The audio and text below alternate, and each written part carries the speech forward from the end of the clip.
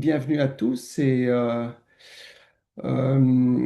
je suis donc heureux de vous présenter ce webinaire sur donc les interactions entre le cœur et le rein. Aujourd'hui, nous avons deux intervenants. Le professeur Nans Florence qui travaille à l'INSERM 1109 à l'Université de Strasbourg. Il est néphrologue et il va nous parler des conséquences à long terme de ces interactions entre le cœur et le rein. Il travaille beaucoup sur les potentiels facteurs solubles qui, générés par l'un, peuvent éventuellement endommager l'autre. C'est ce qui se passe peut-être lorsque, au cours d'une insuffisance rénale, les complications cardiovasculaires apparaissent. Donc, il va nous expliquer un petit peu comment ça se passe et puis où est-ce qu'il en est au niveau du travail qu'il a donc largement commencé aux États-Unis et qui continue ici à l'Université de Strasbourg. Euh, le deuxième intervenant est le professeur Sébastien Rubin, qui lui nous vient de l'Université de Bordeaux. Il est néphrologue lui aussi, il fait beaucoup de transplantation, dialyse et il travaille sur la protection cardio-rénale, puisque jusqu'à présent, on cherche à protéger le glomérule rénal euh, donc, euh, à visée cardiovasculaire. Et là, l'idée, c'est justement de voir comment cette protection de l'un peut éventuellement entraîner la protection de l'autre, quels sont les facteurs pharmacologiques qui peuvent expliquer la protection ce crosstalk entre interaction cardio-rénale. Il travaille beaucoup sur SGLT2, sur le GLP1, et il a plein de mécanismes physiopathologiques dont il aimerait nous parler et des implications même en clinique. Donc, je vais tout de suite donner la parole à Nance. Est-ce que Nance Florence est parmi nous? Ça serait sympa. Effectivement, je suis bien là. Merci beaucoup, Philippe, pour la présentation. Bonsoir à tous. Euh, voilà. Donc, est-ce que je partage mon écran et on y va? C'est parti. Parfait. Alors, tac, je partage mon écran. Voilà. Et ma présentation. Hop, je vais simplement mettre ça ici. Voilà. Est-ce que vous voyez bien mon écran? Oui, oui, c'est bon, Ok, tu peux y aller. parfait. Alors, bonsoir à tous. Effectivement, merci Philippe pour ton introduction. Donc, je vais vous parler des conséquences à long terme d'un événement cardio-rénal aigu. On va se focaliser sur deux événements cardio-rénaux aigus qui sont l'insuffisance rénale aiguë et l'infarctus du myocarde. Et vous verrez que ces éléments, enfin en tout cas ces événements ont des conséquences qui dépassent très largement l'organe lésé. Je suis très content de faire un webinaire de la NFSA, puisque la NSFA, pardon. J'avais présenté un poster de ma thèse de science il y a fort longtemps à Biarritz, donc c'était très sympathique. Donc, je vous remercie de l'invitation. L'eau a coulé sous les ponts depuis 2015 ou 2016 maintenant. Donc on y va. Tac, attendez voir, voilà.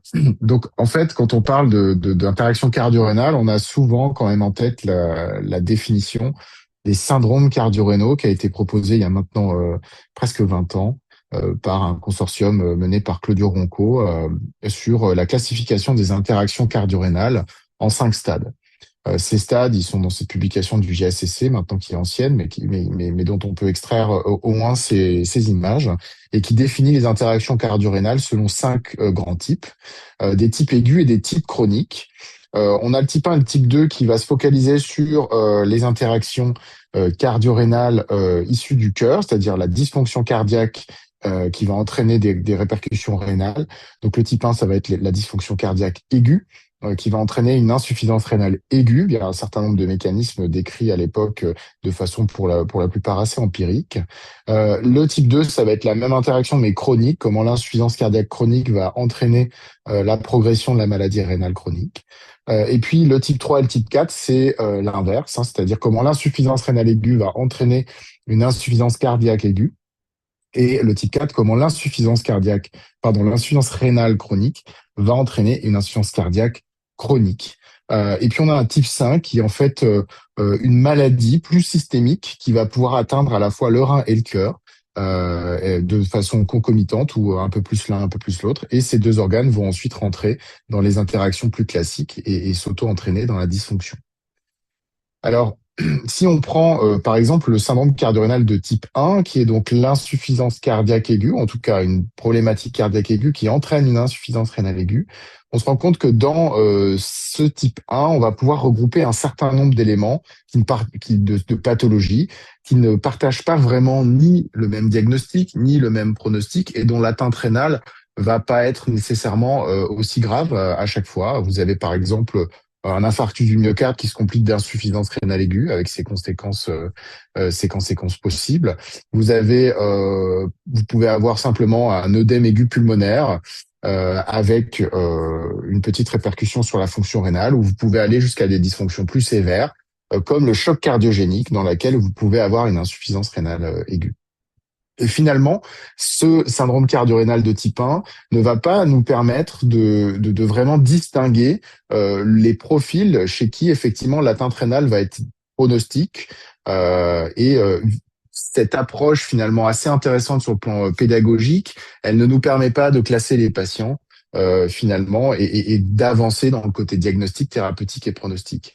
On a fait un travail dans une cohorte de choc cardiogénique, qui est la cohorte French Shock, une cohorte française, qui regardait à peu près 800 chocs cardiogéniques en France dans 40, je suis désolé, les diapos passent toutes seules, qui regardait 800 chocs cardiogéniques en France dans différentes structures, essentiellement des structures tertiaires. Hein. Donc les structures tertiaires, c'est les structures qui ont un plateau de coronarographie et de chirurgie cardiaque. Et on a pu isoler deux cohortes en fait de patients qui étaient en insuffisance rénale aiguë grave à Cadigo 3, c'est-à-dire qui nécessitaient la mise en place d'une épuration extra-rénale. Et on a pu distinguer deux phénotypes, des patients chez qui on indiquait la dialyse uniquement pour des difficultés de maintien de la volémie, hein, des patients qui étaient congestifs, qui avaient un volume extracellulaire inflaté, chez qui les diurétiques ne suffisaient pas à maintenir une volémie stable. Ces patients-là n'avaient pas de troubles hydroélectrolytiques, c'est-à-dire que les fonctions rénales d'homéostasie du milieu intérieur, notamment sur le potassium, le sodium et les différents ions, n'étaient pas atteintes. Et puis une autre cohorte chez qui il pouvait y avoir une indication de dialyse sur la surcharge volémique, mais chez qui on indiquait la dialyse aussi pour une hyperkaliémie, une acidose métabolique sévère. Et en fait, on a pu identifier entre ces deux patients un pronostic complètement différent, avec des patients chez qui on va initier la dialyse uniquement pour à visée de décongestion, qui ont un meilleur pronostic, que les patients chez qui on a une véritable insuffisance rénale aiguë, probablement, et c'est cette insuffisance rénale, une dysfonction rénale aiguë qui va entraîner l'indication de la dialyse avec une gravité plus importante. Ce qui veut dire que ces patients-là sont un peu mélangés dans le syndrome cardio-rénal de type 1 et qu'ils sont tous les deux classés en syndrome cardio-rénal de type 1, mais que vous voyez ici que finalement, cette classification est un peu limitée pour nous proposer un pronostic ou une gravité chez les patients. Et donc, c'est un petit peu l'idée de cette classification qui est maintenant assez vieillissante et malheureusement encore bien utilisée. C'est qu'elle a vraiment aucun impact sur le pronostic des patients et la thérapeutique, qu'elle va regrouper énormément de pathologies qui seront extrêmement hétérogènes dans les mêmes sous-types de syndromes et que finalement, cette classification n'explore pas les interactions aiguës chroniques qu'il peut y avoir dans les organes. Et donc, c'est de ça dont je vais vous parler aujourd'hui. On va commencer par l'interaction rénale aiguë et ses conséquences cardiovasculaires. Quand on parle d'insuffisance rénale aiguë, c'est quand même un problème fréquent dans nos hôpitaux, puisque environ 20% des patients hospitalisés vont présenter une insuffisance rénale aiguë selon les critères CADIGO, c'est-à-dire des critères d'élévation de créatinine ou de diminution du débit de la diurèse. Et ce que vous pouvez voir ici, c'est que évidemment, parmi ces patients, une grande partie vont expérimenter une insuffisance rénale aiguë de faible grade, hein, c'est-à-dire de stade 1, Cadigo 1, et vous avez quand même 4% de patients qui vont avoir une insuffisance rénale aiguë grave. Et si vous ajoutez les stades 2, les stades 3, vous allez avoir quasiment 10% de ces patients et à peu près 2% qui vont nécessiter la mise en place d'une dialyse aiguë. Et bien évidemment, il y a un effet dose, hein, cette insuffisance rénale aiguë, plus elle est sévère, plus elle augmente le risque de mortalité avec un pic quand les patients nécessitent la dialyse. Ce qui est sûr, c'est que sur le plan rénal, hein, dans l'organe rein, le fait de faire une insuffisance rénale aiguë va impacter le pronostic des patients sur le plan rénal, avec une augmentation du risque de développer une insuffisance rénale chronique, hein, avec toujours cet effet dose selon la gravité de l'insuffisance rénale. Elle va aussi faire progresser plus rapidement l'insuffisance rénale et amener plus rapidement les patients au stade de la défaillance rénale, c'est-à-dire la nécessité de dialyse ou de transplantation. Et elle concernera vraiment toutes les caractéristiques du patient, avec des patients plus fragiles sur ces complications, évidemment les patients âgés, les hommes, les patients diabétiques et avec une longue histoire d'hypertension artérielle. Ce qu'il faut aussi vous savoir, c'est que l'insuffisance rénale aiguë est aussi un facteur de risque cardiovasculaire. Et ça, c'est une donnée qu'on connaît depuis à peu près 10 ans, avec ici à gauche une méta-analyse d'un certain nombre d'études sur l'insuffisance rénale aiguë qui a observé le devenir cardiovasculaire des patients. Et vous avez dans cette méta-analyse majoritairement des patients issus de cohortes de chirurgie cardiaque. Ce que vous pouvez voir, c'est que le fait de faire une insuffisance rénale aiguë sévère dans ces cohortes nécessitant la dialyse augmente de façon très importante le risque de faire des événements cardiovasculaires sur le long terme, avec ici, vous avez une augmentation de la mortalité cardiovasculaire et des MACES, qui sont donc le critère composite pour l'insuffisance coronaire aiguë, l'insuffisance cardiaque aiguë et les AVC.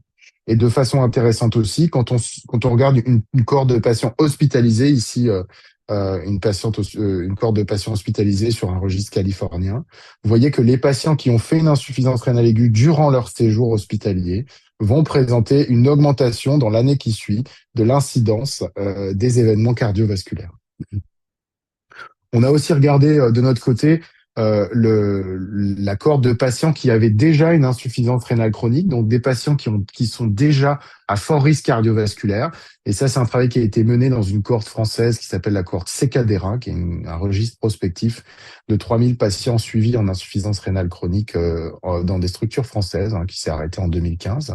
Et ce que vous pouvez voir, c'est que durant le suivi de ces patients, le fait de faire un événement rénal aigu, une insuffisance rénale aiguë, va augmenter le risque cardiovasculaire d'environ 500%, avec une composante assez linéaire sur l'ensemble des sous-facteurs des sous-événements de ce risque, c'est-à-dire la mortalité cardiovasculaire, l'hospitalisation pour insuffisance cardiaque, l'incidence des AVC et de l'infarctus du myocarde.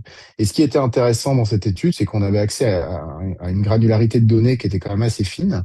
On a pu montrer que finalement, quel que soit le stade de l'insuffisance rénale aiguë, on avait effectivement cet effet dose. Plus elle est grave, ben plus on augmente son risque cardiovasculaire. Mais même des patients qui n'étaient pas hospitalisés, qui faisaient dans leur suivi en consultation une insuffisance rénale aiguë, même typée d'origine fonctionnelle, eh bien augmenter quand même ce risque cardiovasculaire. Et évidemment, ce risque était maximal chez les patients qui ne récupéraient pas complètement de cette insuffisance rénale aiguë.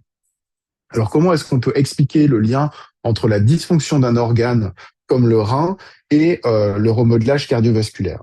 Alors, une revue qui est maintenant sortie il y a 5-6 ans dans le New England qui nous montre que effectivement, il existerait quand même une piste inflammatoire de médiateurs qui seraient relargués durant l'insuffisance rénale aiguë et qui aurait une action directe sur le tissu myocardique notamment, avec un remodelage myocardique impliquant la fibrose et la mort des cardiomyocytes. Parmi tous les éléments qui vont expliquer ce remodelage, on a effectivement la voie de la galectine 3, les DAMS et effectivement aussi d'autres cytokines dont l'axial 33 ST2 dont je vais vous parler juste après. Ce qui est intéressant, c'est de se dire que même sans insuffisance rénale aiguë, on peut avoir un remodelage pathologique cardiaque quand on va toucher à l'organe rein. Ici, vous avez une étude menée chez des rats chez qui on va enlever un des deux reins. Donc, on va faire une mini-néphrectomie chez ces rats. Ce qui est intéressant, c'est que chez ces rats, en tout cas sur le suivi qui est proposé dans cette étude, il n'y avait pas de variation de la pression artérielle, qui peut être un fort facteur de remodelage cardiaque, enfin, en tout cas, comme vous le savez ou comme vous ne le savez pas, mais en tout cas, je vous le dis.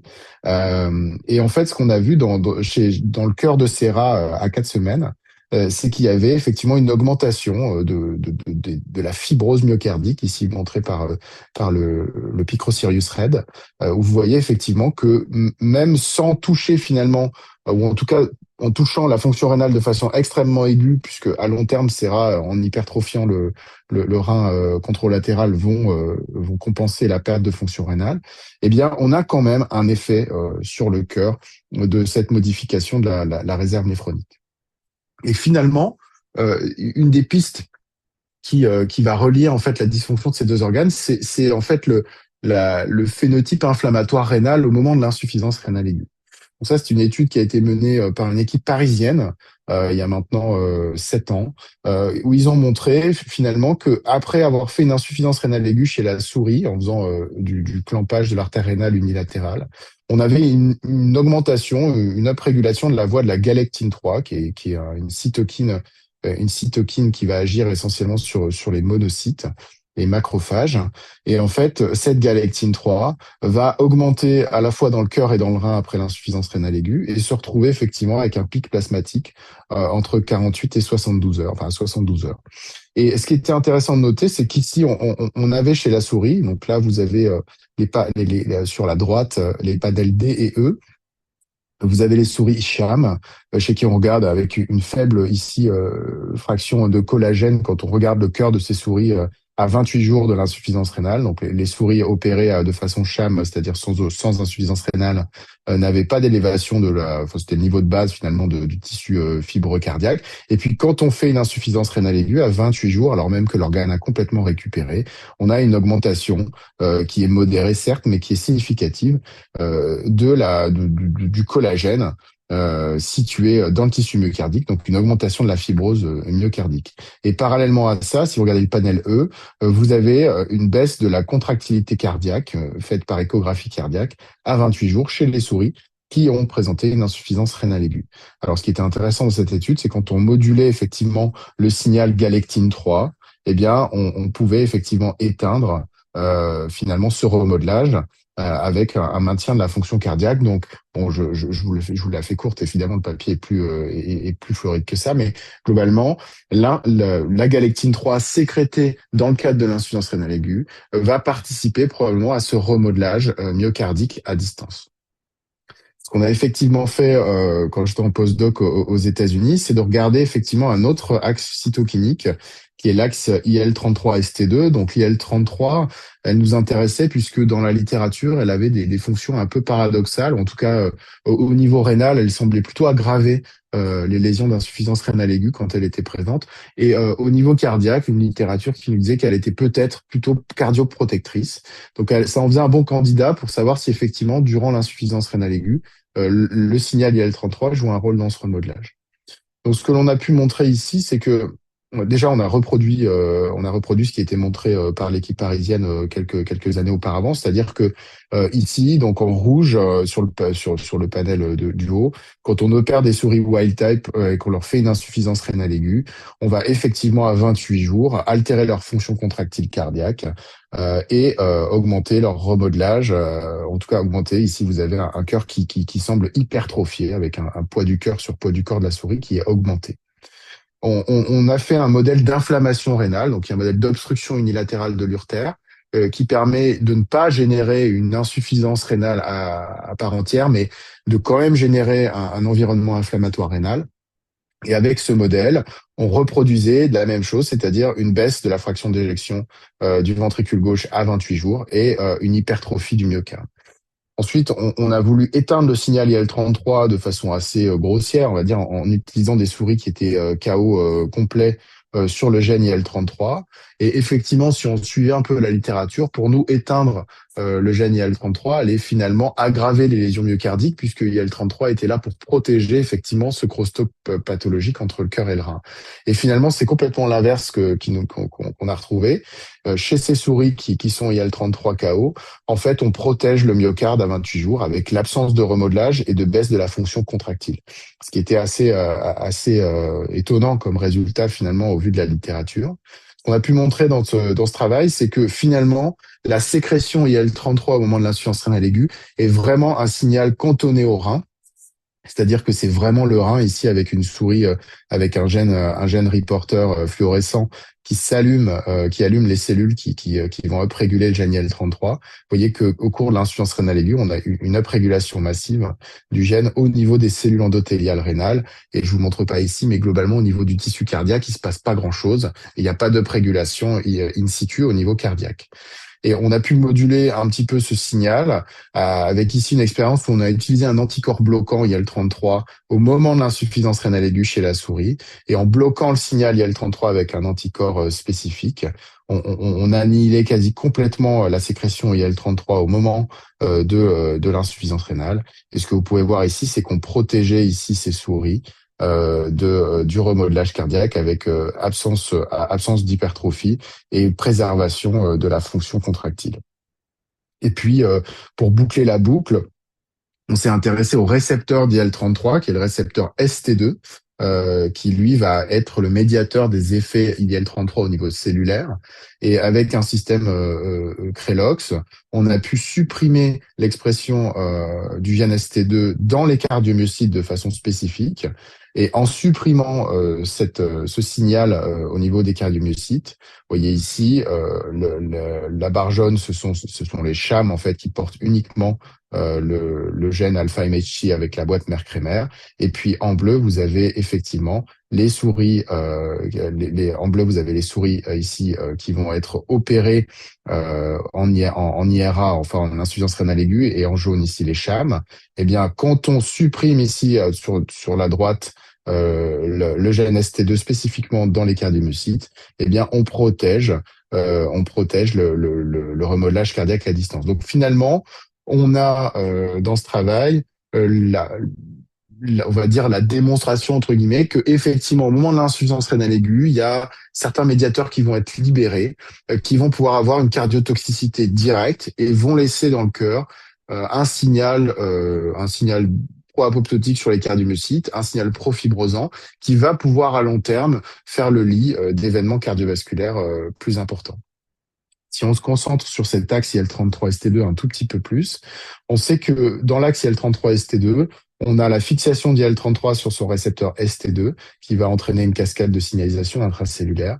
Et on a aussi un récepteur ST2 soluble qui s'appelle le SST2, donc Soluble ST2, qui va lui aussi pouvoir capter IL-33 au niveau du plasma et donc limiter l'action d'IL-33 sur son récepteur. Et finalement, ce récepteur soluble, il a toujours été décrit comme un récepteur leurre, c'est-à-dire qu'il n'avait pas d'action biologique propre jusqu'à présent. Et donc, ce qui expliquait en fait la toxicité, ou en tout cas l'association dans les cohortes cliniques de fort niveau d'SST2 à de la morbimortalité cardiaque était probablement la prévention de l'effet d'IL-33 qui était capté par ST2. On n'est pas tout à fait d'accord avec cette théorie, puisque finalement, quand on utilise un modèle de surexpression SST2 avec un modèle de virus adéno-associé ici, vous avez donc une expérience où on va surexprimer dans un virus adéno-associé, enfin on va intégrer dans un virus adéno-associé le gène, enfin en tout cas le gène SST2 sous le contrôle d'un promoteur ubiquitaire qui est un promoteur CMV. Et puis notre contrôle, c'est un virus adéno-associé dans lequel on ne met rien derrière le promoteur. Quand on va injecter ce virus chez des souris qui ont 7 jours, entre 7 et 9 jours de vie, on va pouvoir déjà observer, quelle que soit la souche qu'on utilise, une élévation massive de la sécrétion et de la circulation du médiateur SST2 au niveau plasmatique chez ces souris. On utilise 3 types de souches, une souche wild type, une souche qui n'exprime pas IL-33. Donc, si on observe des choses, ce ne sera pas médié par IL-33. Et une souche qui n'exprime pas le gène ST2, qui est aussi appelé IL1-RL1. Et donc, ce que vous pouvez voir ici, c'est que finalement, quand on injecte et quand on surexprime SST2 et quand il circule de façon importante, en fait, on a un remodelage cardiaque qui se fait dans toutes les souches avec un cœur qui s'hypertrophie, un cœur qui dysfonctionne avec une baisse de la fraction d'éjection du ventricule gauche dans toutes les souches et une augmentation assez significative de la fibrose myocardique que vous pouvez voir ici dans la quantification et ici sur le côté en rouge Picrocirius, on voit assez bien les travées fibrotiques dans le parenchyme myocardique de ces souris. Puis on a pu montrer aussi dans des manips qui sont plus à l'échelle cellulaire, quand on met des cardiomyocytes de rat au contact d'SST2, on a une augmentation de la taille de ces cardiomyocytes. Et quand on met SST2 au contact des fibroblastes, eh bien, on a aussi une uprégulation d'un certain nombre de gènes de la matrice collagénique et une activation du fibroblast, ici avec le gène ACTA2 et certaines fractions du collagène. Donc finalement, SST2, probablement pas forcément si anodin que ça et apporte quand même probablement une toxicité propre, notamment dans cet axe-là. Évidemment, toute forme d'inflammation ne va pas induire une dysfonction cardiaque, en tout cas dans son intensité, heureusement d'ailleurs, puisque sinon à chaque fois qu'on a un rhume, on finit en cardiologie. Mais globalement, il y a quand même une signature qui est portée par l'inflammation rénale et cette signature-là est vraiment le lit de la dysfonction cardiaque et cardiovasculaire. On peut le confirmer, on va dire, on va avoir des pistes dans des cohortes de patients chez qui on va reproduire finalement ces lésions d'ischémie-reperfusion et cette inflammation rénale sont les transplantés. Effectivement, quand on transplante un rein, on va mettre dans un receveur un rein qui est en ischémie-reperfusion, qu'on a prélevé chez un donneur, donc qui est en ischémie, et puis on va avoir toute la phase de reperfusion et donc toute cette inflammation rénale et tout ce phénotype inflammatoire va être présent chez le patient. Et puis on va dire de façon assez grossière, approcher la quantité de reperfusion ou la gravité finalement de l'inflammation en regardant ce qu'on appelle la DGF, qui est la Delayed Graft Function, c'est-à-dire la reprise différée du greffon, c'est-à-dire qu'on a besoin de faire de la dialyse encore au patient transplanté après sa greffe parce que le rein ne repart pas tout de suite. Et quand on regarde chez ces patients, ceux qui ont fait un retard de reprise du greffon versus ceux qui n'en ont pas fait, on voit que faire un retard de reprise de fonction va impacter la trajectoire cardiovasculaire de ces patients sur le long terme, avec un effet qui va persister dans le temps chez ces patients. Donc, on décrit ici un nouveau marqueur de risque cardiovasculaire, un facteur de risque, qui est effectivement cette dysfonction très précoce, elle se concentre dans les premiers jours en fait de la transplantation rénale. Ce qu'on a pu aussi montrer, donc ça c'est un travail qui n'est pas encore publié, mais que finalement dans cette période très aiguë, si on dose le marqueur soluble à SST2, donc là J7 de la transplantation, quel que soit le statut évidemment que le patient ait fait ou pas une reprise différée, eh bien les patients qui vont présenter un taux très élevé d'SST2 à J7 de la greffe vont présenter à long terme une augmentation de leur risque cardiovasculaire et rénal avec plus d'événements cardiovasculaires majeurs et plus de pertes du greffon potentiel et que c'était un facteur assez fort dans une analyse multivariée ici sur un modèle de Cox. Donc finalement, effectivement, on décrit, nous, ce qu'on appelle le butterfly effect, qui est donc l'effet papillon. L'effet papillon, c'est-à-dire une lésion d'organe aigu, et à distance de cet organe, on va déposer dans l'autre organe, ici c'est dans le cœur, un signal des lésions qui vont sur le long terme pouvoir faire le lit de lésions beaucoup plus macroscopiques et donc augmenter le risque et les maladies cardiovasculaires. Donc là, je vous ai présenté effectivement ce qui se passait dans le cœur après une insuffisance rénale aiguë, mais on commence à avoir quelques éléments aussi dans l'autre sens et comment un événement cardiaque aigu peut-il influencer la fonction d'organe rénal à long terme. Donc là, on va regarder essentiellement cette partie-là de ce que nous on appelle le butterfly effect, c'est-à-dire qu'est-ce qui se passe dans le rein après un événement cardiaque aigu. Ce que l'on sait dans les grandes études épidémiologiques, c'est qu'effectivement, quand on fait un événement cardiaque aigu, cardiovasculaire, que ce soit une insuffisance cardiaque aiguë, un infarctus du myocarde, un épisode de fibrillation atriale de novo ou un AVC, eh bien, quand on regarde les grandes cohortes, ici c'est un consortium de plusieurs cohortes, donc on a 25 millions de personnes dans cette étude, eh bien, chez ces patients-là, on augmente de façon très significative le risque de les dialyser ou de les transplanter dans les 3 ans qui viennent. Et donc vraiment, on a un impact évidemment ajusté sur un certain nombre de facteurs de l'événement cardiaque sur la trajectoire de la fonction rénale. Ce qui est intéressant, c'est de regarder de façon plus spécifique un marqueur qui prédit effectivement la dysfonction rénale, c'est la pente de décroissance de cette fonction rénale. Ce qu'on appelle, nous, la pente de débit de filtration glomérulaire. Et en fait, plus vous perdez de points de filtration glomérulaire par an, plus vous êtes à risque cardiovasculaire, plus vous êtes à risque aussi d'arriver en dialyse et d'être transplanté. Dans cette étude, les auteurs ont regardé finalement 2 fenêtres, une fenêtre de 90 jours antérieure à un épisode cardiovasculaire aigu. Ici, on avait soit une insuffisance cardiaque aiguë, soit un infarctus du myocarde aigu, enfin un infarctus du myocarde. Et on va regarder la pente de DFG 2 ans avant, jusqu'à 90 jours avant l'épisode. Et puis, on va regarder la pente de DFG 90 jours après l'épisode, jusqu'à 2 ans après l'épisode. On va comparer finalement la progression. Et ce qu'on peut voir, c'est que après un épisode cardiaque aigu, quel qu'il soit, donc ici c'était soit de l'insuffisance cardiaque aiguë, soit de l'insuffisance coronaire, et on a une accélération de la perte de fonction rénale.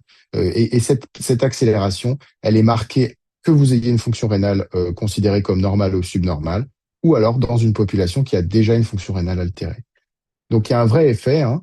On a aussi récemment un papier qui a montré que cette pente de dégradation du DFG effectivement s'accélérait après un événement ici, une insuffisance cardiaque aiguë, et que même il y avait probablement une petite période juste avant l'épisode d'insuffisance cardiaque aiguë où il y avait une accélération finalement de la pente de DFG juste avant, qui pouvait aussi prédire l'apparition d'un événement cardiaque. Est-ce qu'on a des données physiopathologiques qui appuient finalement ce lien entre insuffisance cardiaque aiguë, ou en tout cas syndrome coronarien aigu, et altération du tissu rénal? Alors oui, il y en a pas beaucoup, mais ici vous avez une étude qui est faite chez le rat, où on fait un infarctus du myocarde chez le rat et on regarde l'évolution de son DFG, ou en tout cas de sa fonction rénale.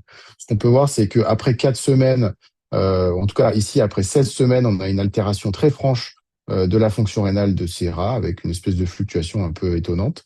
Et puis, par contre, ces rats vont développer des marqueurs d'atteinte rénale, comme la présence d'albumine dans les urines, et vont augmenter vont augmenter la fibrose du tissu rénal aussi à long terme.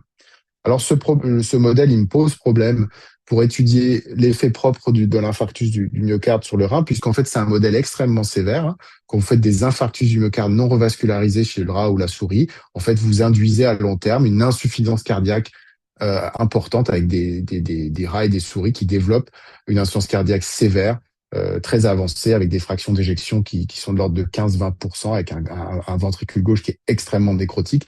Donc vous allez décrire plutôt à long terme l'effet d'une insuffisance cardiaque sévère sur le rein, et on sait très bien qu'il y a une interaction forte. Donc c'est difficile de tirer de ce modèle-là des leçons sur ce qui se passe vraiment à la phase aiguë de l'infarctus sur le rein. Par contre, on peut utiliser des modèles plus légers, entre guillemets, et qui vont plus mimer ce que l'on voit aujourd'hui chez les patients, c'est-à-dire une ischémie-reperfusion du myocarde de l'animal. Et nous, on utilise donc une ischémie-reperfusion de 60 minutes chez la souris, et donc on va pouvoir regarder à différents points le cortex rénal. Ce qu'on peut voir quand on regarde 28 jours après une ischémie-reperfusion cardiaque, c'est qu'il y a effectivement déjà une augmentation de la fibrose rénale chez ces souris, et que l'on voit finalement une augmentation de protéines de dysfonction tubulaire chez ces souris, notamment à 28 jours. Vous voyez ici KIM-1, qui est une protéine qui va être essentiellement sécrétée quand la cellule tubulaire proximale va être altérée. Et chez ces souris, on voit aussi à 28 jours une petite dégradation de fonction rénale, ici marquée par une augmentation de l'urée. Si on regarde de façon un tout petit peu plus précoce ce qui va se passer dans le rein avec une puce simple de RNA sec. On va voir qu'il y a effectivement un certain nombre de gènes qui vont déjà s'activer à 7 jours, des gènes qui vont être impliqués dans la dysfonction cardiaque, alors qu'on est ici dans le rein, hein, dans la dysfonction myocardique, dans tout ce qui va être des gènes qui sont impliqués dans la dysfonction d'organes, notamment au niveau cardiaque, et aussi si c'est pas bien noté, mais un espèce de shift métabolique où on va voir effectivement un rein qui va complètement shifter son métabolisme et beaucoup moins utiliser un métabolisme de type oxydatif sur les acides gras et plus privilégier la mécanisme de glycolyse, aérobie et anaérobie. Et quand on va se placer à 28 jours, on va voir qu'effectivement, au niveau rénal, on a vraiment, alors que l'organe à la base n'est pas lésé, l'expression de gènes que l'on voit dans les problématiques mitochondriales, essentiellement sur la respiration mitochondriale, mais aussi l'apparition de gènes qui sont surexprimés dans les maladies rénales. Et donc, on voit effectivement que cet impact cardiaque très aigu va impacter sur le long terme la signature transcriptomique rénale et donc probablement expliquer aussi la dysfonction de l'organe à distance. De la même façon, hein, on étudie aussi des cohortes de patients. Et dans la même cohorte de transplantés, finalement, on a des patients chez qui on a mis un rein qui fonctionne à nouveau. On a pu montrer que ces patients, quand ils font un événement coronaire aigu très précoce dans la greffe, hein, donc là on est dans les 3 premiers mois de la greffe, et ben ces patients, quelle que soit leur fonction rénale finalement à 3 mois de la greffe, vont avoir plus tendance à perdre leur greffon et donc vont accélérer la perte du greffon, même si cet événement été très précoce dans l'histoire naturelle de leur transplantation et qu'il a été traité et stabilisé. Donc finalement, en conclusion de mon topo, on a ici, je dirais pas un nouveau paradigme parce que finalement c'est une continuité et probablement que Sébastien derrière vous dira un petit peu les liaisons qu'il y a entre le cœur et le rein et comment on les traite. Mais finalement, les impacts à distance d'événements aigus comme l'insuffisance rénale aiguë ou le syndrome coronaire aigu vont laisser des traces dans l'autre organe et des traces qui sont probablement pas à négliger parce que sur le long terme, elles vont se transformer en événements cardiovasculaires ou rénaux majeurs, et qu'il existe très probablement une fenêtre de tir qui est celle de l'événement aigu pour protéger finalement effectivement l'organe lésé, mais aussi l'organe à distance à long terme. Voilà, je vous laisse avec la petite France et je vous remercie de votre écoute. Merci beaucoup, Nance. C'est c'est- c'est- c'est vraiment passionnant, je trouve, cette interaction rein-cœur et cœur-rein. Et puis en plus, donc là, tu nous disais qu'il y avait donc, une incidence qui était quand même relativement élevée, hein. Il y a des pathologies, je suis sûr que certains cardiologues ont peut-être du mal à croire qu'effectivement, donc chez les greffés et les patients dialysés, tu nous disais qu'ils développaient des maladies cardiovasculaires et de l'athérome qui étaient totalement résistants aux statines, c'est ça? Alors effectivement, la population insuffisante rénale chronique et les statines, c'est une histoire un peu compliquée. Alors, pour synthétiser finalement ce qui est dans la littérature, aujourd'hui, il y a un fort rationnel quand même à protéger, enfin, à protéger du risque cardiovasculaire ces patients avec des statines et l'insuffisance rénale chronique impose par elle-même, sans autre facteur de risque, des niveaux de LDL cholestérol assez bas. Hein, donc, on va être sur 0,7 voire 0,55 pour les stades les plus importants. Cela dit, effectivement, les études montrent que la statine perd un petit peu de son efficacité quand le DFG va commencer à baisser, avec effectivement des deux grandes études qui sont sorties il y a maintenant quasiment 20 ans, qui montrent que mettre une statine en prévention primaire ou parfois secondaire chez les patients en dialyse n'est pas forcément quelque chose qui va modifier la trajectoire cardiovasculaire de ces patients. Chez ces patients, notamment les dialysés, il y a énormément de facteurs non classiques du risque cardiovasculaire qui vont rentrer en ligne de compte, avec notamment effectivement l'environnement de l'insuffisance rénale terminale, mais aussi les facteurs qui sont liés à la procédure. La dialyse va impacter aussi de façon assez directe le cœur avec un remodelage cardiaque, une dysfonction aiguë au moment de la dialyse. Et donc, c'est une population dans laquelle, effectivement, les stratégies traditionnelles sont extrêmement limitées. Après, les transplantés, on va dire que c'est un petit peu, il y a deux phases dans la transplantation. Il y a la phase aiguë où dans les 6 premiers mois de la greffe, on a une augmentation du risque cardiovasculaire par rapport aux patients dialysés qui sont sur liste d'attente, qui va être essentiellement lié, en tout cas jusqu'à présent, qui était expliqué par l'induction avec des traitements assez lourds, le post-opératoire, et donc des patients qui sont peut-être déjà fragiles sur le plan cardiovasculaire, qu'on va stresser avec une intervention chirurgicale et des traitements. Et finalement, nous, ce qu'on dit, c'est qu'il y a quand même probablement une part d'accélération du risque cardiovasculaire chez les patients via effectivement cette interaction rénale. Où on va rajouter un rein. Les patients avaient des reins qui fonctionnaient plus, donc il n'y avait plus franchement d'inflammation au niveau rénal. Mais là, on rajoute un organe qui, au début, va apporter quand même un peu d'inflammation. Et finalement, chez ces patients, ça va être un peu critique dans cette période-là. Et puis, évidemment, ces patients à long terme, quand ils récupèrent une fonction rénale, qui ne dialysent plus, eh ben, leur risque cardiovasculaire va baisser et ils vont se retrouver à des niveaux qui sont beaucoup plus bas que les patients dialysés. Et chez le patient transplanté, il y a quand même un rationnel à mettre des statines aussi pour la prévention du risque cardiovasculaire, avec des données effectivement de cohorte qui montrent qu'il y a quand même une protection à ce niveau-là. Ok. Eh bien, merci beaucoup. On va passer peut-être maintenant à la deuxième présentation. Alors, si vous avez des questions pour le professeur Florence, n'hésitez pas à les rajouter dans le chat. On verra ça donc à la fin du talk du professeur Rubin qui va nous parler de la révolution de la protection cardio-rénale, SGLT2I, GLP1RA et au-delà. Merci Sébastien. Merci beaucoup. Alors, est-ce que c'est OK pour la Oui, oui, présentation? oui, pas de problème. Tu peux y aller. Bon, bah, merci beaucoup de votre invitation. Alors, je suis doublement content d'être présent ce soir. La première, c'est parce que cette invitation, donc je remercie la NSFA bien sûr, mais elle fait écho aussi à quelqu'un que j'aime beaucoup, qui était dans l'unité 1034, qui est donc Pierre-Alain Gadot, hein, qui m'avait parlé de ce webinaire. Alors, je ne sais pas si c'est lui, mais j'imagine que oui, il y a quand même un certain temps.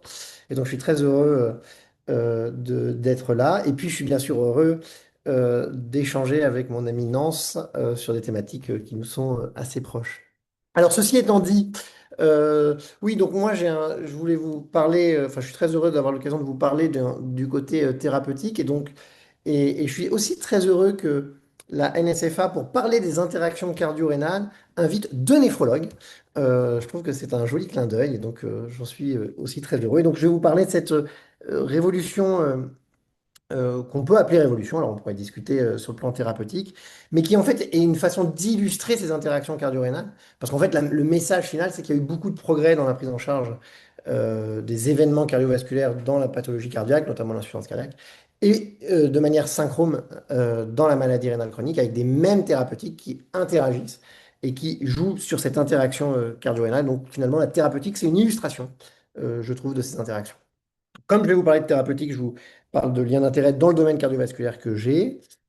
Et juste quand même, pourquoi les néphrologues ont souhaité, enfin, pourquoi il est très important de pouvoir progresser dans la prise en charge du risque rénal qui va donc aussi ce risque cardiaque. Parce que la maladie rénale chronique, c'est une maladie fréquente hein, qui touche un adulte sur 10 à peu près dans le monde, hein, donc en France et dans le monde. Et dans les projections épidémiologiques qui arrivent, la maladie rénale chronique sera la cinquième cause de mortalité. Et donc, pourquoi les gens mourront à cause de la maladie rénale chronique? Essentiellement aussi parce qu'ils feront des événements cardiovasculaires, tellement la maladie rénale chronique est associée au risque cardiovasculaire. J'y reviendrai. Euh, Quand même, hein, juste pour illustrer, la maladie rénale chronique, c'est 2 fois plus fréquent que le diabète, 20 fois plus que le cancer à travers le monde et d'autres pathologies dont la mortalité est certaine. Et donc, c'est vraiment un enjeu du présent et aussi d'un avenir proche. Et donc, il est très heureux qu'on puisse commencer à améliorer la prise en charge de ces patients. Alors, non, on s'en a parlé, mais il y a effectivement une grande interaction cœur-rein. Donc, ça, c'est des évidences épidémiologiques. Euh, quand même, hein, donc, non, cela aussi dit, mais dans les pathologies, ça a été discuté, dans la maladie rénale chronique, dans les stades les plus avancés, hein, donc les stades 4 et 5 de la maladie rénale chronique, la mortalité cardiovasculaire, de quoi meurent ces patients? 40% de ces patients meurent d'une cause d'origine cardiovasculaire. Et la prévalence de la pathologie cardiovasculaire, donc insuffisance cardiaque ou pathologie vasculaire, est de 75% dans les stades les plus avancés de la maladie rénale chronique. Donc c'est vraiment il y a une corrélation épidémiologique extrêmement forte. Et dans la maladie rénale chronique, bien sûr, l'entité physiopathologique qui est surreprésentée, c'est l'insuffisance cardiaque à fraction d'éjection préservée, donc la maladie rénale chronique est bien sûr un facteur de risque majeur de cette pathologie. Alors, il y a une vision extrêmement classique, presque un peu ancienne, mais qui est toujours d'actualité, bien sûr, mais c'est les deux grandes phénotypes de la maladie rénale chronique sur le plan cardiovasculaire, c'est cette pathologie, cette athérosclérose, bien sûr, avec finalement cette athérosclérose accélérée dans la maladie rénale chronique pour des raisons multiples et variées dont on pourrait discuter. Et puis, une pathologie cardiaque, donc de la pathologie vasculaire, et la pathologie cardiaque qui est euh, mixte, mais qui associe bien sûr une hypertrophie du ventricule gauche, qui est quand même le marqueur de la pathologie de la cardiomyopathie diturémique, qui est probablement pas un très bon terme. Donc, en raison de la congestion de ces patients, bah, il y a une augmentation de la post-charge, donc une hypertrophie ventriculaire gauche, et aussi de la fibrose, une maladie endothéliale, et donc une cardiopathie extrêmement mixte. Alors, ça, c'était les interactions cardio-rénales. Et finalement, on peut déjà maintenant être à l'étape d'après, hein, cette association cœur-rein, mais d'y rajouter le métabolisme. Et on va voir que les thérapeutiques sont vraiment ici, elles se positionnent maintenant ici. C'est qu'en fait, ce qui se décrit aujourd'hui, c'est ce cardiovasculaire kiné métabolique syndrome. Parce que donc on a ces pathologies cardiovasculaires, on a cette pathologie rénale fortement associée, et ces phénotypes, ces patients sont associés à un profil métabolique le plus souvent, pas toujours, mais c'est aussi comme ça que les traitements vont agir, avec beaucoup d'inflammation, de stress oxydatif, d'insulinorésistance, de dysfonction vasculaire, et donc qui amène à de la fibrose cardiaque, de la fibrose rénale, et puis toutes les pathologies métaboliques hépatiques. Et donc on est vraiment aujourd'hui dans ce contexte-là, avec une prise en charge de ces patients qui va s'axer sur la prise en charge de ce risque cardio-rénal métabolique, et donc ce nouveau continuum de patients à risque, avec des patients qui vont développer un risque métabolique, avec un retentissement sur les organes cibles et une prise en charge dont on va maintenant discuter. Alors, juste quand même, on parle de révolution, c'est parce qu'il faut savoir d'où on vient, hein, pour savoir ce qui s'est passé ces dernières années. Et donc, il y a un temps qui n'est pas si vieux quand même, hein, parce que tout le monde se rappelle quand la France gagne la première fois la Coupe du Monde, on est en 98. Et en 98, c'est quand même pas si vieux. Si on regarde en termes de prise en charge de la maladie rénale chronique, il n'y a absolument rien. Ça n'existe pas. Il n'y a pas de traitement. Il y a pas grand-chose à proposer. Il n'y a même pas vraiment de définition de la maladie rénale chronique à l'époque. On ne traite pas la progression de la maladie rénale chronique. Il ne se passe rien. Et puis, vous savez on va assister en 2001 à deux études qui vont être des game changers dans la maladie rénale chronique, initialement associées au diabète, mais finalement dans la maladie rénale chronique au sens large. C'est l'arrivée des bloqueurs du système rénine-angiotensin qui existaient déjà dans la protection cardiovasculaire, mais qui arrivent dans la protection rénale. Donc ici, c'est essentiellement associé au diabète de type 2. Et donc on voit que ces médicaments, ces bloqueurs du système rénine-angiotensin, ils amènent à diminuer ce qu'on appelle le risque rénal, c'est-à-dire, comme Lance en a parlé, progresser dans la maladie rénale chronique ou finalement arriver jusqu'à la dialyse.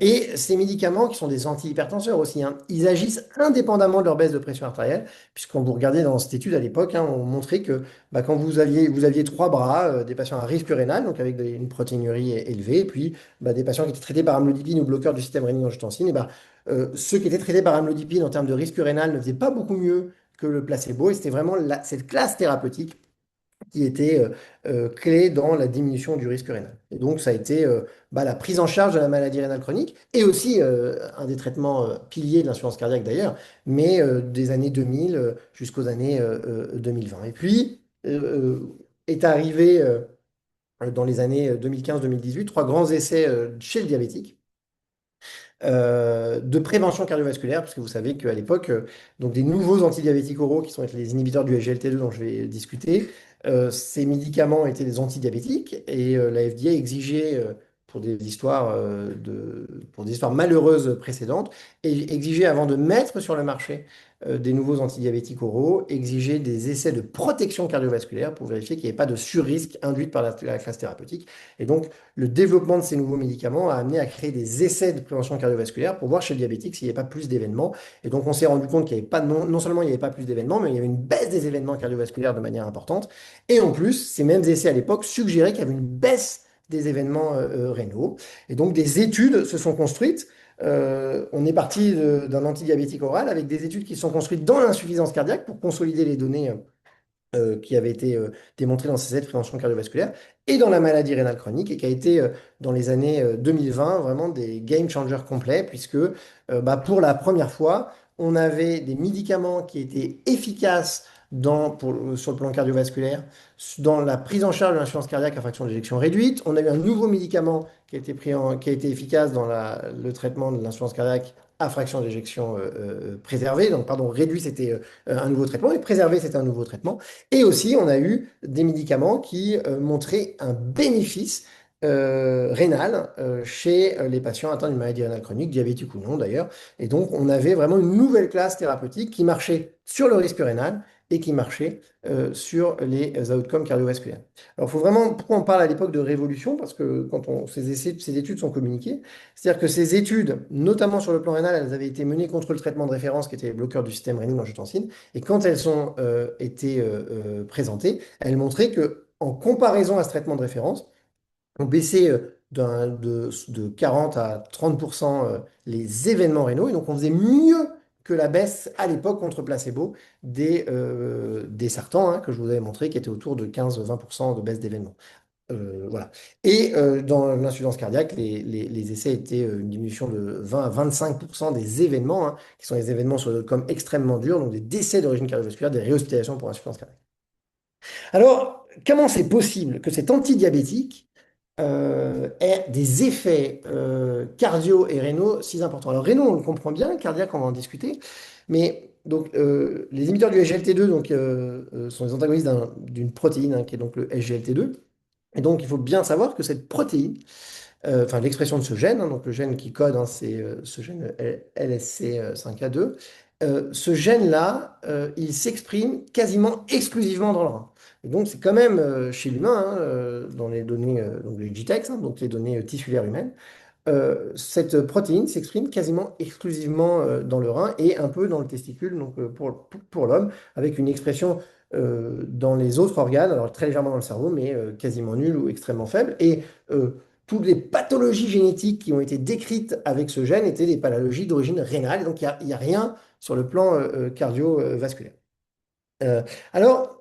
Du coup, comment ce médicament qui cible une protéine d'expression tissulaire quasiment exclusivement rénale peut avoir un bénéfice si important, notamment sur les outcomes cardiovasculaires et aussi dans l'insuffisance cardiaque et aussi notamment chez le risque du patient diabétique. Alors, il y a une première vision qui est une vision extrêmement classique, qui est le mécanisme d'action classique de ces médicaments qui est l'effet hémodynamique des médicaments. Alors, SGLT2, hein, donc, c'est une cellule, c'est une protéine qui est donc transmembranaire, qui est exprimée au niveau de la partie proximale du néphron. Hein. Donc, vous êtes dans votre rein, vous êtes dans le glomérule rénal, vous avez la filtration donc, qui se fait au niveau de ce capillaire glomérulaire. Donc, vous avez l'ultrafiltrat qui est généré. Et dans la cellule tubulaire proximale, au tout début du tube rénal, vous avez SGLT2 qui réabsorbe qui est un cotransporteur glucose-sodium et qui réabsorbe du glucose et du sodium. Et donc, c'était tout le but du mécanisme d'action, hein, c'était de dire on va réabsorber moins de glucose, induire une glycosurie et en faire un antidiabétique oral. Alors, qu'est-ce qui se passe sur le plan rénal? Pourquoi ça pourrait fonctionner et protéger le rein et de certaines complications? Eh ben, c'est que vous savez, hein, quand vous avez une diminution de la réabsorption glucose-sodium ici, vous avez donc une augmentation, vous avez une diminution de la réabsorption de sodium. Cette diminution de la réabsorption de sodium, elle est captée par ce qu'on appelle la macula densa au niveau rénal, et donc ça fait au niveau tubulaire, et donc ça fait le feedback tubulo-glomérulaire. Le tube rénal détecte qu'il y a énormément de sodium filtré, donc il modifie l'hémodynamique glomérulaire et diminue la pression qui va régner dans le capillaire glomérulaire. Le but, c'est d'éviter de perdre tout son sel. Donc c'est un mécanisme de défense. Si le rein se rend compte qu'il y a énormément de sodium filtré, eh ben, il va essayer d'éteindre ce glomérule pour éviter que l'humain, que l'homme ou l'animal se retrouve dans une situation de déshydratation extracellulaire très sévère. Donc ça, on comprend bien le mécanisme d'action sur le plan rénal, finalement, puisque là, du coup, on va protéger le glomérule rénal en diminuant la pression. Mais on a du mal à comprendre le mécanisme cardiovasculaire protecteur. On a d'autant plus du mal à le comprendre que euh, ce qui se passe quand vous introduisiez ces thérapeutiques, pour des raisons hémodynamiques, vous aviez une diminution de la pression qui règne dans ce capillaire glomérulaire pour le protéger. Donc vous avez une baisse du débit de filtration glomérulaire. Et on a vu dans les études d'insuffisance cardiaque que cette baisse initiale sous traitement du débit de filtration glomérulaire était corrélée. C'est les patients qui baissaient sont les patients qui avaient le plus de bénéfices cardiovasculaires, comme si l'hémodynamique glomérulaire allait pouvoir corréler à un outcome cardiovasculaire. Mais est-ce que c'est ça, est-ce que c'est cette vision hémodynamique qui explique? Alors il faut savoir qu'en fait, pas totalement. Et donc je vous parle un peu, c'est pour ça que je vous ai parlé du CKM, ce côté kiné métabolique, parce qu'en fait, ces médicaments, ils agissent considérablement sur le métabolisme des différentes cellules. Donc à gauche, la cellule musculaire, à droite, le cardiomyocyte. Et donc en fait, bon, ces cellules ont un métabolisme, enfin, les substrats métaboliques qu'ils utilisent pour leur respiration cellulaire sont assez différents à l'état basal, mais ce qu'on voit, c'est que le cardiomyocyte est très dépendant, enfin, les sécrétions insuliniques reprennent considérablement les substrats utilisés pour le cardiomyocyte dans son métabolisme cellulaire. Et quand on utilise un inhibiteur du SGLT2, en fait, on induit un jeûne léger. Hein. Pourquoi? Parce que comme vous empêchez la réabsorption de glucose, donc quand un patient prend un inhibiteur du SGLT2, il limite de 30 à 50% sa réabsorption de glucose au niveau rénal. Et donc, globalement, si il mange 180 grammes de glucose par jour, ça fait, pardon, pas 50 à 900, vous l'avez compris, hein, donc ça fait 50 à 90 grammes de glucose, soit autour de 300 kilocalories, qui sont perdus. Et donc cette fuite calorique induit une sorte de jeûne et donc modifie totalement, donc diminue la sécrétion insulinique et modifie le métabolisme de ces patients. Et donc on a vraiment un médicament, un mode d'action qui a un certain effet hémodynamique, mais surtout qui a un effet de reprogrammation métabolique. Et donc, ça a été montré, hein, donc en 2016, les diabétologues, quand ils ont introduit ces médicaments comme antidiabétiques, ils ont montré hein, que quand vous traitez des patients diabétiques ou non diabétiques d'ailleurs par inhibiteur du SGLT2 et que vous les prenez au long cours, vous avez une augmentation des cétones plasmatiques, donc ici du bêta-hydroxybutyrate, et une augmentation du glycérol qui montre qu'il y a une activation de la lipolyse. Et donc, vous avez une reprogrammation métabolique qui amène notamment dans la respiration du cardiomyocyte et donc de sa mitochondrie, et Nance parlait de l'enjeu mitochondrial tout à l'heure, qui se retrouve dans un profil métabolique beaucoup plus favorable avec un rendement énergétique plus favorable que la respiration médiée par les voies insulinodépendantes et notamment du glucose.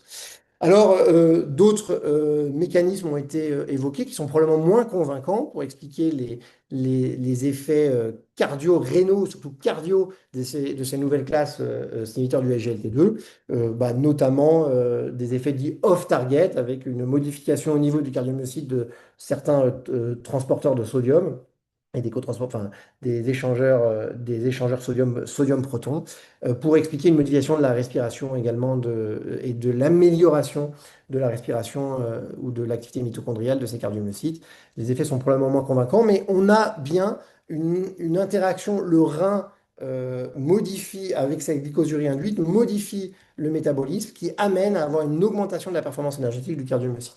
Et sur le rein, donc je le disais, hein, ce SGLT2, il est exprimé uniquement par la cellule tubulaire proximale au début, mais en fait, quand vous mettez un patient, donc ici on est sur des analyses transcriptomiques du single cell sur des biopsies de rein humains, quand vous utilisez quand vous analysez les tissus de patients traités par ces classes pharmacologiques, vous voyez qu'en fait, la régulation de l'expression des grandes voies et de certains gènes est essentiellement dépendante des cellules tubulaires en aval hein, de la cellule tubulaire proximale. En fait, qu'est-ce qui se passe? Vous mettez au repos la cellule tubulaire proximale qui va réabsorber moins de glucose et moins de sodium et vous modifiez le métabolisme et l'expression transcriptionnelle, enfin l'expression des gènes des cellules en aval. Et donc, qu'est-ce qui a été montré, hein, c'est dans cette classe pharmacologique, notamment grâce à ce papier extrêmement élégant humain,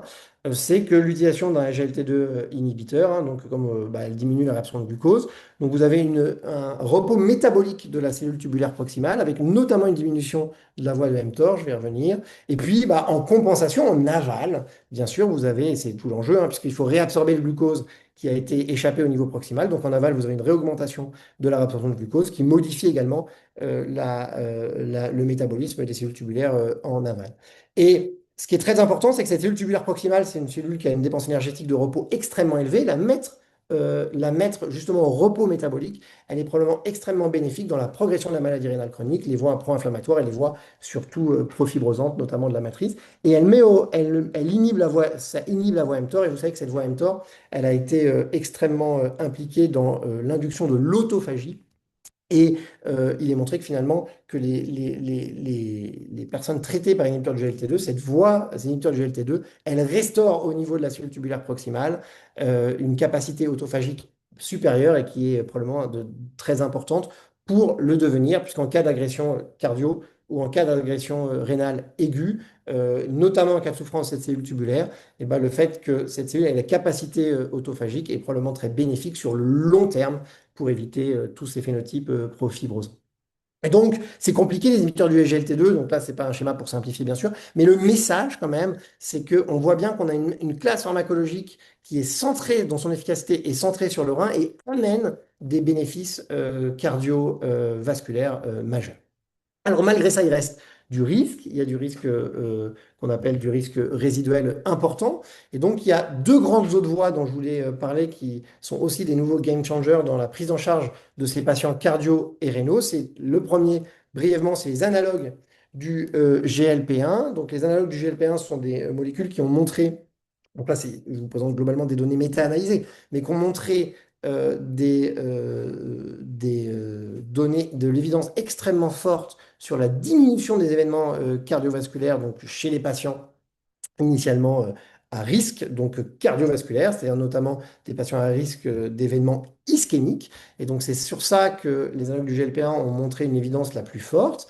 Et il y a 2 ans, enfin un peu moins de 2 ans, mais est arrivé un essai dans la maladie rénale chronique, qui est un essai qui a été également extrêmement, je parle du thème game changer, parce que c'est vraiment ça, qui a changé, qui change notre vision de cette classe pharmacologique, qui était essentiellement chez le diabétique à risque d'événements ischémiques, jusqu'à ce qu'arrive cette étude, l'essai FLOW, c'est une étude qui a comparé un analogue du GLP-1, en l'occurrence le sémaglutide, chez les patients diabétiques de type 2 avec une maladie rénale chronique, à risque de faire des événements cardiovasculaires mais rénaux, et qui a montré que quand vous compariez analogue GLP-1 versus, enfin sémaglutide, mais donc analogue GLP-1 versus placebo, vous avez une diminution des événements rénaux avec les analogues du GLP-1. Et donc on a là, pour le coup, c'est un peu maintenant c'est le contraire, c'est un médicament qui a été montré et démontré avec des effets importants sur la plaque, notamment l'inflammation autour de la plaque, qui montre aujourd'hui des événements rénaux protecteurs.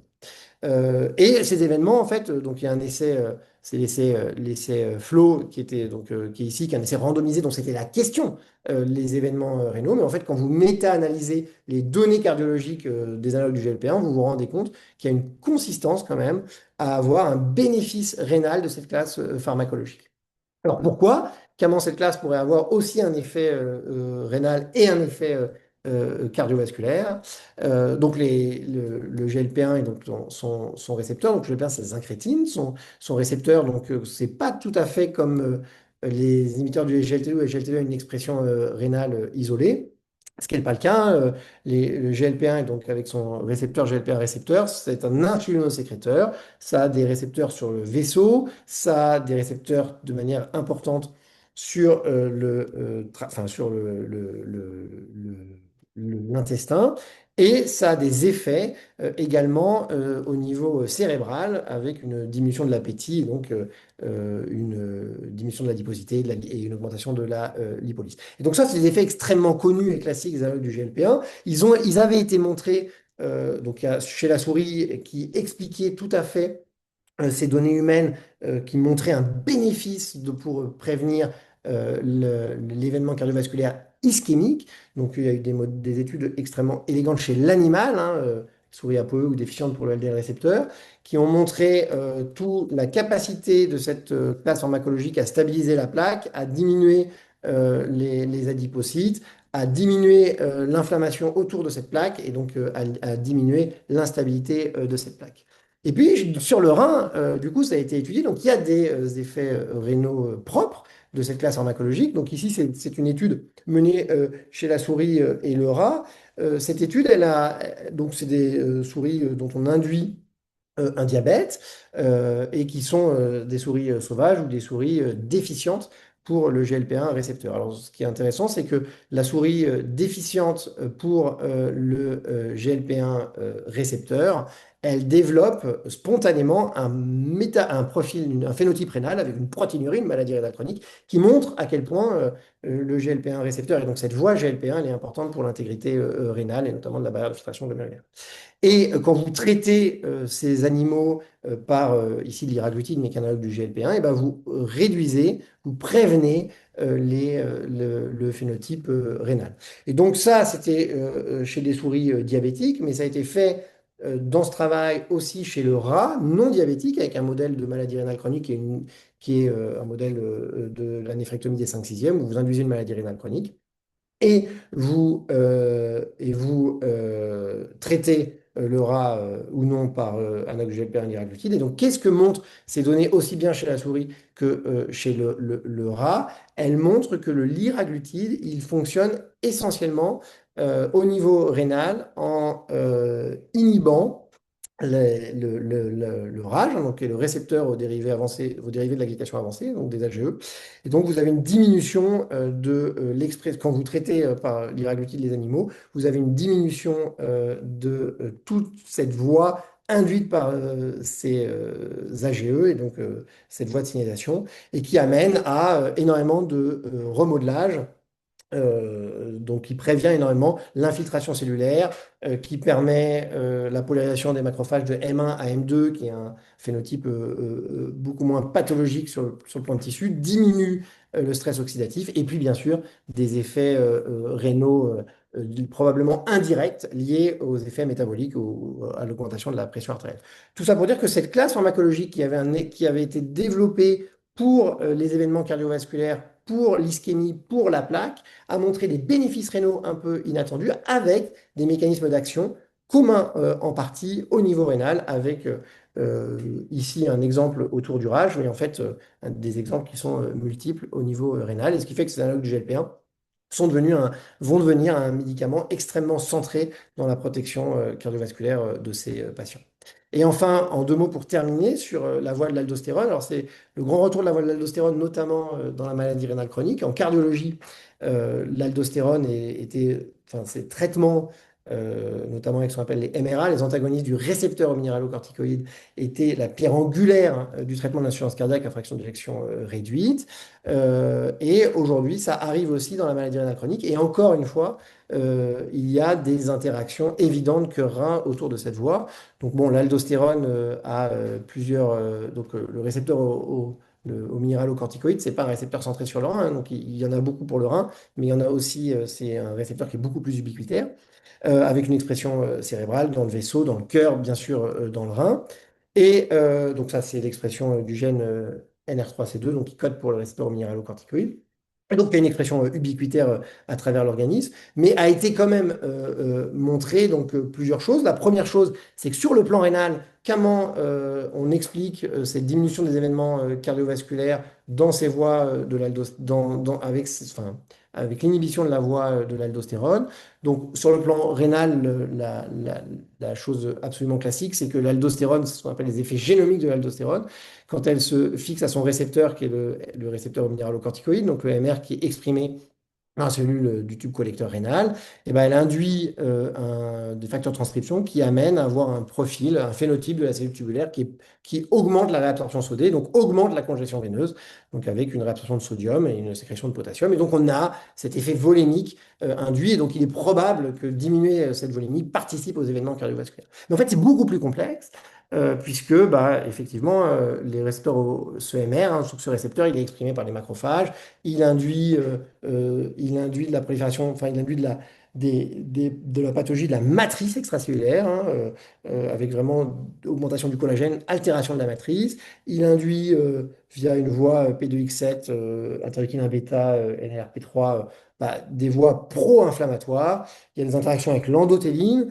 Et il y a aussi des effets non génomiques, c'est-à-dire qui ne sont pas liés à l'effet à la voie aldostérone récepteur et modification de l'expression de certains gènes. Mais donc, cette voie, elle est extrêmement variée. Et donc, il y a des effets probablement communs entre l'inflammation rénale et l'inflammation cardiovasculaire et qui pourraient, pour le plan cardiovasculaire, expliquer le bénéfice rénal, le bénéfice cardiovasculaire. Et la question, c'est est-ce qu'on retrouve ce bénéfice rénal? Et donc la réponse est oui. Les nouveaux traitements qui arrivent dans la maladie rénale chronique, qui sont des inhibiteurs, des antagonistes de ce récepteur, elles montrent des effets cardio-néphroprotecteurs. Et donc c'est par exemple récemment le cas de la finérénone, qui est un antagoniste spécifique du récepteur aux minéralocorticoïdes, donc rénal, mais pas que bien sûr, qui montre une diminution des événements cardiovasculaires chez le diabétique, donc qui a une maladie rénale chronique, chez le diabétique, donc qui diminue les événements rénaux, qui diminue de manière significative les événements cardiovasculaires. Donc quand on pousse ces études, on a des données extrêmement convaincantes sur le fait que antagoniser ce récepteur a des bénéfices cardio et rénaux en ligne et absolument concordants. Et donc, quand on continue de pouler ces études, on se retrouve, on inclut finalement, donc c'est le Fine Art Pooled Analysis Study, on se retrouve vraiment avec ce fameux CKM, puisqu'on va avoir des patients diabétiques, des patients insuffisants cardiaques, des patients qui ont une maladie rénale chronique. Et l'effet est consistant dans tous ces sous-groupes sur les événements cardiovasculaires majeurs, sur la mortalité et sur les événements rénaux. Donc, c'est ces études qui sont poolées. Et enfin, actuellement, du développement arrive avec, plutôt que antagoniser le récepteur aux minéralocorticoïdes, c'est antagoniser, empêcher la synthèse de l'aldostérone avec un principe de dire que finalement, quand vous antagonisez le récepteur aux minéralocorticoïdes, vous luttez contre les effets dits génomiques de l'aldostérone, qui sont les effets classiques, mais on décrit de plus en plus, sans que les choses soient extrêmement bien clarifiées, des effets non génomiques, c'est-à-dire qui ne sont pas dépendants, qui sont dépendants de l'aldostérone, mais qui ne sont pas dépendants de son récepteur, donc de son MR. Et donc l'idée, en termes de tolérance et en termes d'efficacité plus globale et en termes évidemment de pression industrielle, c'était de développer des nouvelles classes thérapeutiques et trouver des nouvelles indications. Et donc il y a les anti-aldosynthèses qui se développent, donc qui sont des inhibiteurs spécifiques de la synthèse de l'aldostérone et donc qui ont un pipeline, donc ici l'exemple donc du pipeline de Boehringer, mais qui se développe extrêmement fort dans la maladie rénale chronique, dans l'insuffisance cardiaque. Et donc encore une fois, un peu comme les inhibiteurs du SGLT2, on voit que la voie de l'aldostérone, elle va se développer synchrone avec la maladie rénale chronique et les événements cardiovasculaires. Et donc les essais de phase 2 ont été très positifs. Et donc là, on attend les essais de phase 3 qui seront dans les 3, 4, 5 prochaines années, peut-être positifs, nous verrons, mais qui sont assez concordants. Il y a beaucoup d'industries ici, Boehringer, AstraZeneca développe son pipeline dans les anti-aldosynthèses. Voilà, et donc finalement, les traitements de la maladie rénale chronique et de l'insuffisance cardiaque, ils luttent en commun avec des effets rénaux, des effets cardiovasculaires, avec des modifications hémodynamiques, la congestion, notamment cette augmentation de la volémie, des effets antifibrosants, des effets anti-inflammatoires et des effets dysmétaboliques. J'ai essayé de vous faire une illustration autour de quelques cas. Et en guise de conclusion, ces interactions cardio-rénaux métaboliques inflammatoires, c'est vraiment les mêmes patients, les mêmes pathologies, avec des phénotypes d'expression pour certains un peu différents, plus cardio, plus hépatique, plus néphro. Mais en fait, c'est les mêmes voies, les mêmes grandes voies, et ça va être à terme les mêmes thérapeutiques. Merci beaucoup.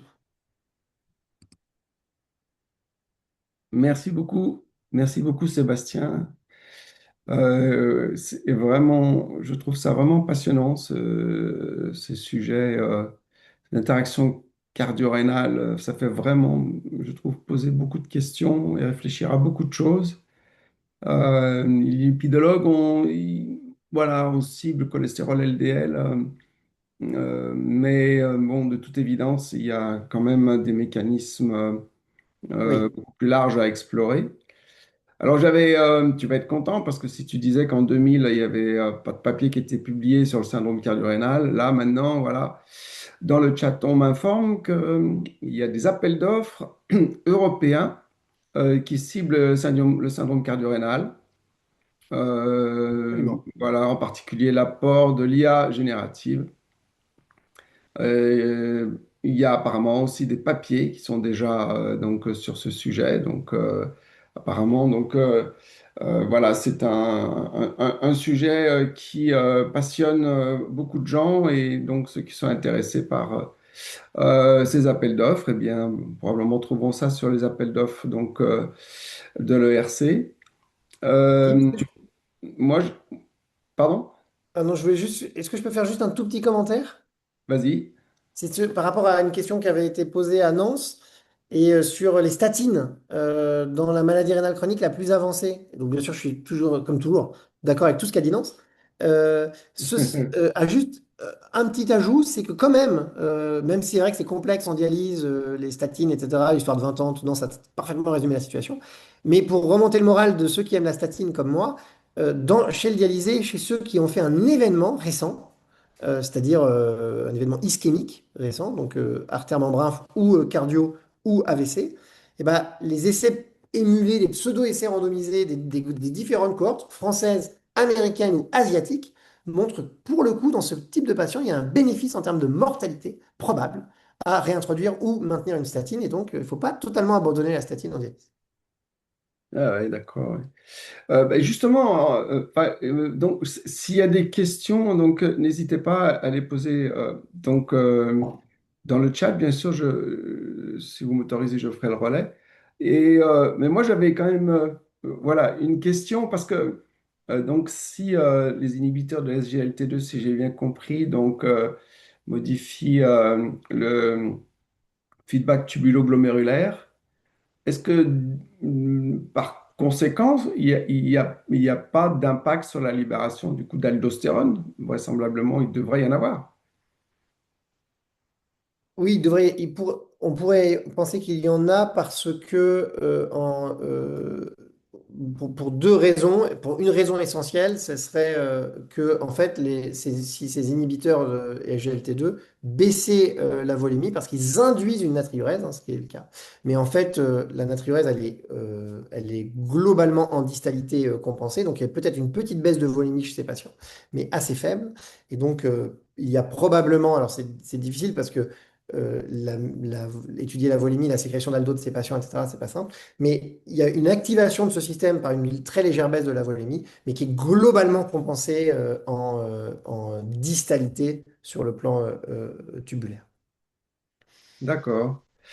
Et tu nous parlais aussi donc d'un effet inhibiteur de mTOR. Alors ça, moi, ça m'intéresse beaucoup. Je me posais la question de savoir si SGLT2 n'est exprimé que dans le rein, cet effet sur mTOR est systémique ou se limite uniquement Dans cet effet sur mTOR, il est montré notamment dans ce papier, mais ça a été montré chez l'animal, mais parce que là c'était de l'humaine, c'était plus marrant. Mais en fait, il est vraiment sur la cellule tubulaire proximale. Et pourquoi c'est important? Sur le plan rénal, hein, là pour le coup. Pourquoi c'est important? Parce que c'est elle qui est extrêmement fragile, qui est en situation de dépense, enfin, qui consomme quasiment tout l'oxygène qui lui est délivré en situation physiologique. Donc dès qu'il y a un stress quelconque, elle se situe, elle est dans une situation extrêmement exposée et extrêmement fragile, et c'est elle qui va avoir des altérations, qui va avoir une transition mésenchymateuse, qui va être capable, malheureusement, à terme si elle est lésée et qu'elle reste là, d'avoir des altérations de la matrice, fibroblastes, etc., et progresser dans la fibrose et dans la maladie rénale chronique. Et donc la restauration via l'inhibition de mTOR, la restauration de cette capacité autophagique, elle est probablement extrêmement bénéfique sur le plan du CKD, donc du chronic kidney disease, peut-être pas sur le plan systémique et notamment cardiaque. Oui, en fait, tu inhibes mTOR, tu ne phosphoryles plus de faible, tu actives l'autophagie. Après, si vraiment le tissu est consommateur d'oxygène, est-ce qu'on sait si ça impacte aussi la mitophagie? Je ne sais pas. Je ne sais pas si ça a été démontré. Peut-être, peut-être que Nance le sait. Alors, je ne sais pas si l'inhibiteur du SGLT2 a montré un effet sur la mitophagie dans la cellule tubulaire. À ma connaissance, je ne l'ai pas vu, mais je veux pas dire, je veux pas être définitif dans cette réponse. J'en suis pas sûr. Ok, bah écoute, Nance, euh, tu oui, as un non, avis? tu sais, tu voulais Non, faire. je n'ai pas cette donnée très précise. Je ne sais pas. Ok. Ce que je peux juste rajouter sur les ISGLT2, c'est que effectivement leur expression rénale est extrêmement importante. Il y a quelques travaux quand même qui ont montré que ils étaient présents sur les cellules endothéliales aussi et que l'inhibition du SGLT2 en situation de stress endothélial allait diminuer effectivement l'intake de glucose dans ces cellules et donc diminuer effectivement la génération de marqueurs, enfin d'espèces génératives issues de l'oxygène et donc limiter la dysfonction endothéliale. Alors, est-ce que cet effet-là joue un rôle dans l'amélioration? Peut-être, peut-être pas, ou peut-être à la marge, mais effectivement, euh, ce qui était un petit peu étonnant, en tout cas tu l'as bien dit Sébastien, c'est de se dire on ne peut pas résumer simplement les effets des IGLT2 avec une induction de natriurèse ou de glycosurie, parce qu'en fait sinon, si c'est l'effet natriurétique, les diurétiques seraient aussi protecteurs cardio-rénaux, qui n'est pas le cas. Donc voilà, effectivement le Ah, shift métabolique est Oui, probablement au centre de ça. absolument. Absolument. Et donc l'expression sur la sphère endothéliale, je suis bien sûr d'accord, mais il y a beaucoup d'études in vitro quand même, donc je suis assez prudent sur cette expression-là, mais probablement qu'il y a une augmentation importante de l'expression dans les états pathologiques, notamment chez le diabétique ou l'insuffisant cardiaque de ce SGLT2. Mais ça reste quand même très à la marge en termes d'expression, et donc je ne suis pas sûr que l'effet soit très fortement médié par cette voie-là, mais c'est pas impossible. Et c'est des essais en cours et des hypothèses de recherche en plus. Donc. Mais cet effet sur mTOR, il peut être totalement indépendant de SGLT2. Et à ce moment-là, il est peut-être systémique sur le système cardiovasculaire parce qu'on sait que les inhibiteurs de mTOR protègent, accélèrent le trafic du cholestérol et protègent contre l'accumulation de cholestérol. Oui, mais je ne vois pas bien par quel mécanisme, mais c'est probablement une lacune de ma part, mais par quel mécanisme les inhibiteurs de GLT2 pourraient, au vu de l'idée que je me fais de ce mécanisme d'inhibition de mTOR, avoir une inhibition systémique. Ah, Euh, parce que c'est un effet, il y a un effet sur SGLT2 du médicament. Mais la molécule a aussi un effet en tant qu'inhibiteur de mTOR, au même titre qu'un autre inhibiteur de mTOR. Et les deux effets peuvent être off-target. Enfin, il y a un effet qui est off-target et les deux effets ne sont pas forcément dépendants l'un de l'autre. Parce que je vois pas bien SGLT2, comment SGLT2 fonctionnerait donc pour inhiber mTOR. Est-ce qu'on sait ça? Donc, ouais, ouais, ouais. Enfin, non, on ne sait pas, on le constate beaucoup, hein, mais ce qui est décrit, c'est que donc, moi, je ne suis pas un spécialiste de la voie de mTOR, hein, mais c'est que la diminution du glucose dans la cellule tubulaire proximale, c'est que la diminution du glucose, parce qu'il y a une diminution de la réabsorption du glucose dans la cellule tubulaire proximale, une mise au repos sur le plan de glucose intracellulaire, une diminution de la glycolyse intracellulaire, et c'est ces deux événements qui sont décrits comme diminuant l'activité de mTOR. Mais alors, peut-être que c'est pas très convaincant, hein. Mhm. Et dans le chat, une question en anglais pour le docteur Florence, professeur Florence. Cette question nous dit: Congratulations on your talk. I enjoyed very much. My question concerns galectin 3 as a biomarker in the cardiorenal syndrome. Do you think it's always a good biomarker across all types of cardiorenal syndromes? Cardiorenal, target renal, cardiac, acute or chronic. Thank you very much in advance and greetings from Madrid. And I apologize, I don't speak French very well. So if you can answer that in English, Maestro, that would be great. For sure, for sure. Yes, for sure. So galectin-3 is a really interesting marker in the cardiorenal syndrome. It has been widely um, uh, there is a lot of papers about galectin-3 in different settings. You have a lot of inpatients and as well as in animals. So galectin-3 is a strong predictor of poor cardiovascular outcomes in heart failure patient, for example, and it had been as well explored in acute coronary syndrome. It has been explored in chronic kidney disease as well, and the galectin-3 levels were linked with a rapid progression of chronic kidney disease.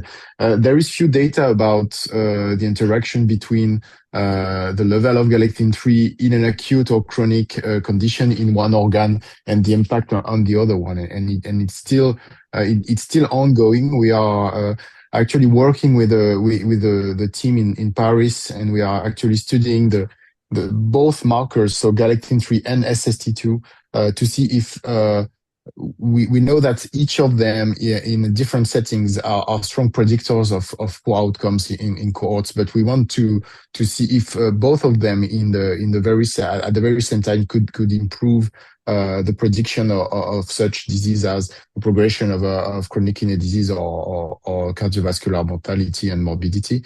So actually, there is a lot of data looking at galectin-3 after acute or chronic pathology in each organ, so in heart failure or in kidney disease.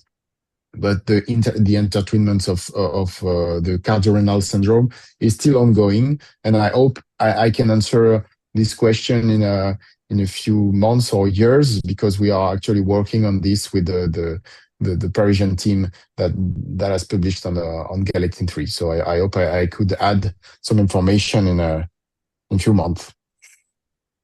2 months. Okay. Years, few years. Months. 2 months or 2 years. OK. Eh bien, merci beaucoup aux donc, deux intervenants pour ces talks qui étaient vraiment très intéressants, vraiment très rondement menés. Et merci donc à tous d'être présents. Et je vous souhaite une agréable soirée. Et je vous donne rendez-vous au prochain webinaire de la NSFA. À bientôt. Au Merci à revoir. tous. Bonne soirée. Bonne soirée.